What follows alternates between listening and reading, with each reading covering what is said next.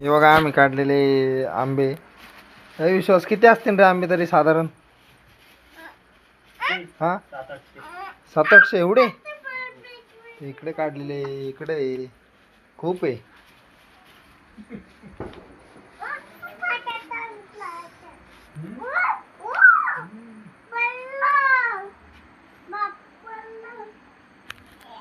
भर लवकर भर पोत्यात भर तर राख्या. नुसतं खायला येऊ नको. आंबे याचेच आहेत.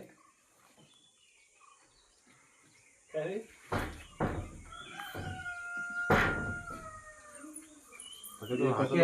कसं घेतोय बोंबिल कशात घ्यायचं? बॅग नाही. भर लवकर लवकर.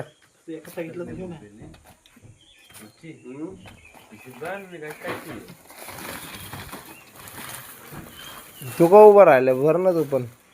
मी विचार करतो. काय विचार करतो तू? दोन पॅक प्यायचे का 3 पॅक प्यायचे?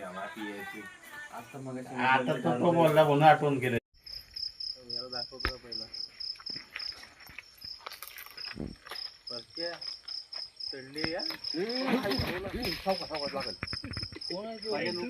नको सोडू. राहू दे नको सोडू.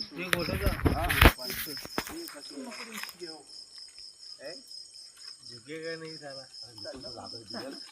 मुंबईला जायचं तू पुण्याला जायचंय. तुम्ही ठेका लावा जरा हाताला.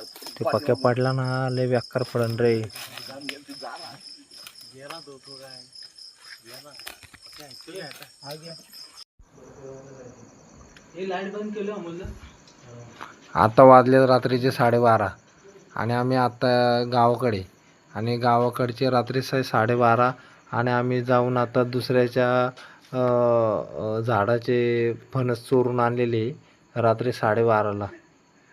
आणि बघा तुम्हाला काय वाटते तुम्ही कमेंटमध्ये सांगा.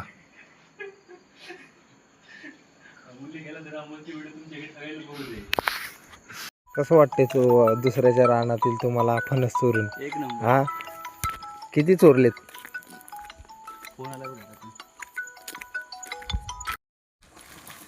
चला अंघोळ झाली ना, उतरून खाली घेऊन जायचं, तुझं काम आहे.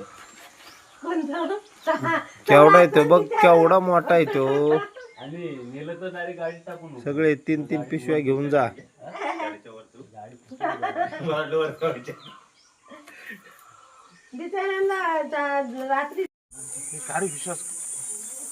पक्की पक्की काढ. लिंब लागलेले आहे झाडाला. आणि हा आमचा मित्र आम्हाला पुण्यासाठी लिंब काढून देतोय, पुण्याला नेण्यासाठी. आपल्याकडे आता इराण आणि अमेरिका युद्धामध्ये सिलेंडरचं तर केवढं आपल्याकडे नुकसान झालं होतं. म्हणजे आपल्याला सिलेंडर भेटत नव्हतं. पण इकडं बघा, इकडे किती यांच्याकडं असं सरपणाचा किती स्टॉक जमा करून ठेवला यांनी. कमीत कमी यांना 1-2 वर्ष तरी असं ते जाऊ शकतं.